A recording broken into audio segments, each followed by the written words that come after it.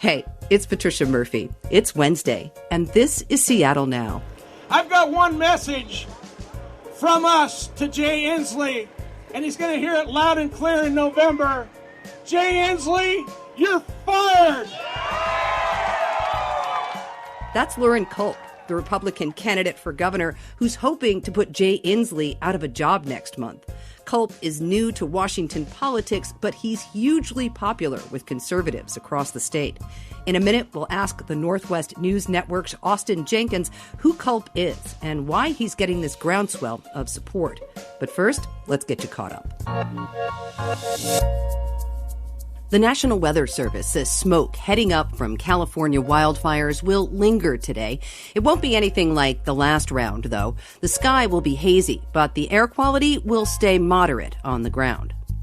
Mayor Jenkins' 2021 proposed budget includes $100 million in new spending for Black, Indigenous, and other communities of color. The $6.5 billion plan also cuts tens of millions of dollars from the police department.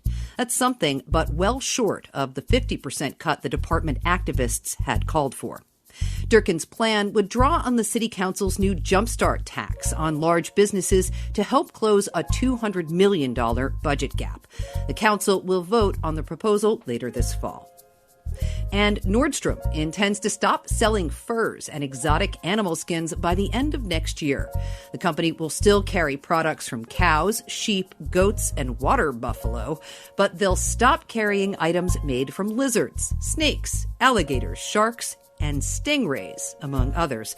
The company told CNN that its private labels have been fur-free for years. This new policy would extend the ban to all brands Nordstrom carries in stores and online. I feel like I don't even have to introduce our next candidate. I think you know who's coming, don't you? No introduction needed. Loren Culp. Loren Culp might not need an introduction at this conservative rally in Olympia, but for many folks in the state, he's a bit of an unknown. Culp is the chief of police in the town of Republic, Washington, in the northeastern part of the state. He's the Republican challenger to Governor Inslee on this year's ballot, and he has an uphill climb. A recent poll showed Inslee with more than half the vote, Culp at just 37%. Republicans haven't held the governor's seat for 35 years, and you'll have to go back to the 60s to find a governor from the east side of the Cascades.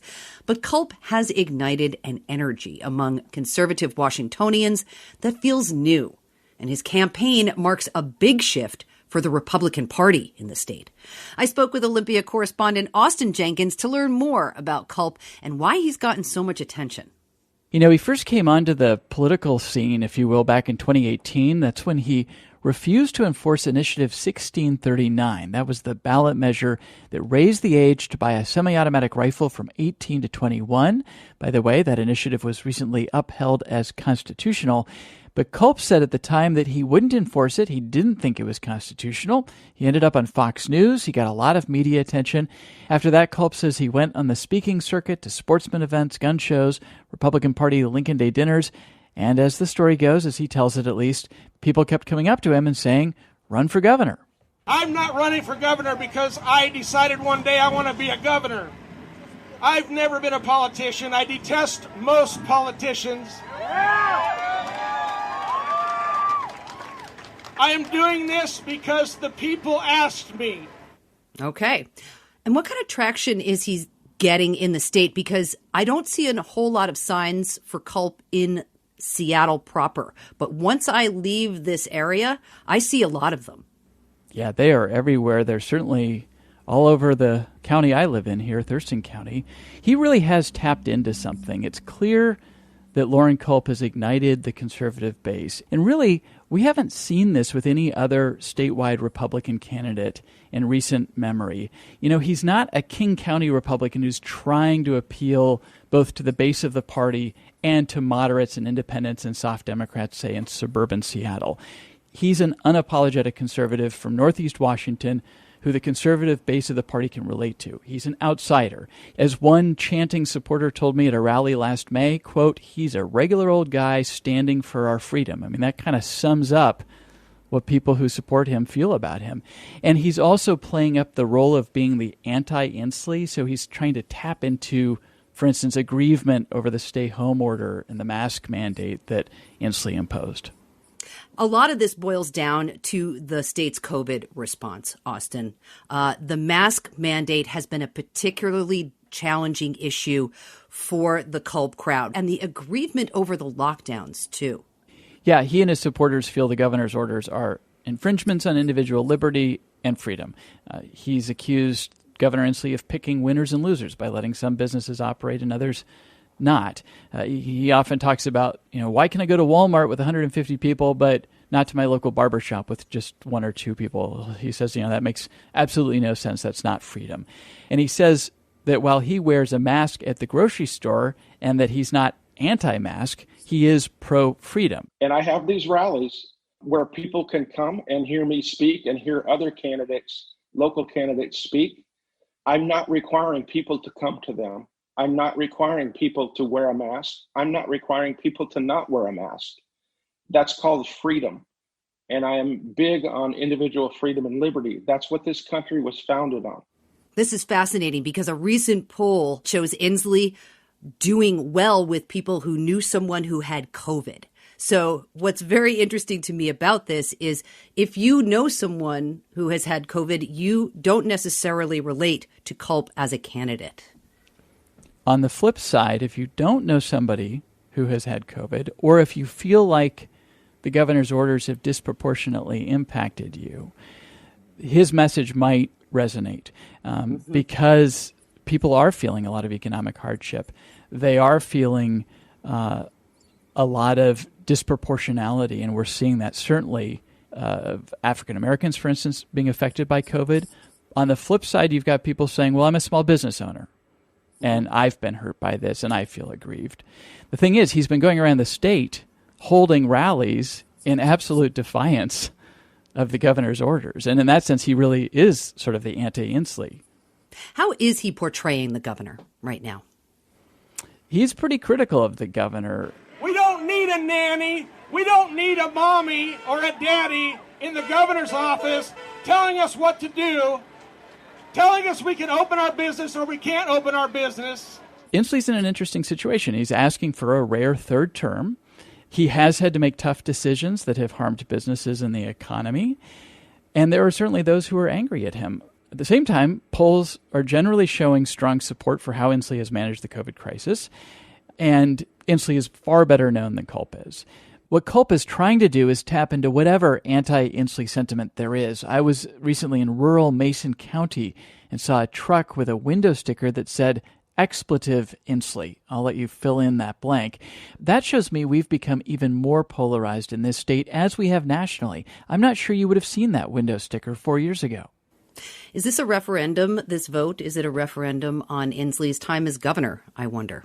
Culp will try to make it that, and he will point to the recent unemployment insurance fraud, the decertification of Western State Hospital. He'll point to the protests in Seattle and elsewhere and the destruction associated with some of those for why Inslee shouldn't be reelected. But here's his challenge, Patricia. Culp is running this campaign mostly on yard signs and social media. I've actually described this as sort of like the mosh pit of politics, where you get this, group of supporters who sort of lift you up. But where do you go from there? It's like he doesn't have the money to compete. And frankly, he's running out of time. And in many parts of the state, he's still an unknown quantity. Culp also has some controversial things tied to him, and we'll just touch on a couple of them here. He says systemic racism doesn't exist. Here's an excerpt from your interview with him. I do not believe that there is systemic racism in Washington state. If there is, if the system is racist in Washington state, then whose fault is that? We have had 35 years of Democrats in the governor's office. Okay, you heard that. Culp is also named in a lawsuit over alleged mishandling of a child sex abuse case in Republic. The suspect in that case later pled guilty in a different county. And Democrats have taken a bigger issue with Culp. They say he's just not qualified to run the state. And Austin, this brings me to a bigger question because it's not likely that Culp will actually win this race. So I'm wondering, if he doesn't win, Is that the end for Culp, or will his run have some kind of lasting impact on Washington? It's a good question. Chris Vance, who's the former chair of the state Republican Party, now identifies as an independent, left the party after the election of President Trump, told me that the far right of the party has now taken control. The question is this kind of a one-off? And if Culp doesn't win, does he go back to being police chief in Republic and the party sort of sorts things out? Or does this represent kind of a permanent shift to the right? The flip side argument is if Republicans hope to win statewide, especially if they hope to win a governor's race, they do need to appeal to a lot of voters in places like King County. So you can get all of Ferry County and Stevens County and Okanogan County and Lincoln County to turn out for you. But if you don't bring along voters in King and Snohomish and Pierce, you're not going to win. So I think that this is a reckoning moment for the Republican Party in terms of thinking about what is it going to look like going forward? Is it going to focus mostly on winning state legislative races and trying to claw back majorities in one chamber or the other? Or do they think they can really make a run at statewide office and end this 40-year streak of Democratic governors? All right, Austin, ballots go out this month. No matter who you vote for, the most important thing is that you vote, of course. Great to talk to you. Thank you. You're welcome. Loren Culp and Governor Inslee will face off in their first debate next Wednesday at 8 p.m. Seattle Now is produced by Clare McGrane, Sophie Reed, Caroline Chamberlain Gomez, and Jason Pagano. Matt Jorgensen does our music. I'm Patricia Murphy. See you tomorrow.